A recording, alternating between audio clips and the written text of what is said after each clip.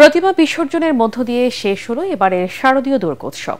দেবী দুর্গা মায়ের বাড়ি ছেড়ে চলে গেলেন স্বামীগৃহ কৈলাসে। দেবীর বিদায়ে শোকাভিভূত ভক্তকুল বলেন, মায়ের কাছে প্রার্থনা তিনি যেন ফুলে ফলে ভরে রাখেন পৃথিবীকে, শান্তিতে রাখেন সবাইকে। আবিরের রঙে পানিকে রাঙিয়ে দিচ্ছেন ভক্ত। তিনি বলেন, স্থল, জল, আকাশ সকল স্থানে ভালোবাসার রং ছড়িয়ে দিতে চান।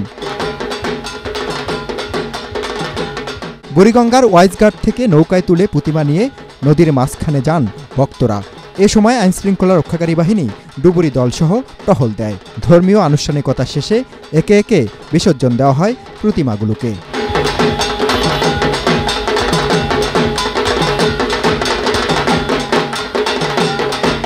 হেলাল হাফিজের অমর কাব্যগ্রন্থ যে জলে আগুন জলের মতো বুড়িগঙ্গার পানিতেও আগুন জ্বলছে। পূজারীরা বলেন, এ আগুন অশান্তিপুরে ছারখার করে শান্তির প্রতীক।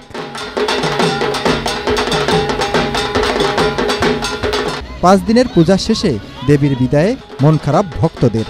মা 5 দিন আমাদের সাথে ছিল, তো আজকে যেহেতু চলে যাচ্ছে আমাদের অবশ্যই মন খারাপ, কিন্তু মাকে তো ছাড়তেই হবে।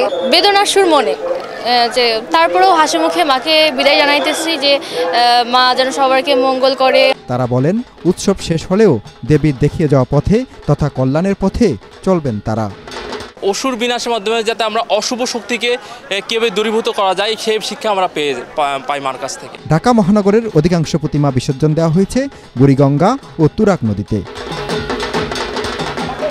সনাতন ধর্মাবলম্বীদের বিশ্বাস মতে দেবীর এই প্রতীকী বিসর্জনের মধ্য দিয়ে মূলত তারা তাদের অন্তরের সমস্ত খারাপ কামনা বাসনাকে নদীর জলে বিসর্জন দিচ্ছেন।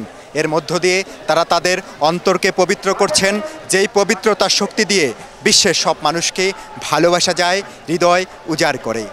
মিজান শাহজাহান, এটিএন বাংলা, বুড়িগঙ্গা, ঢাকা।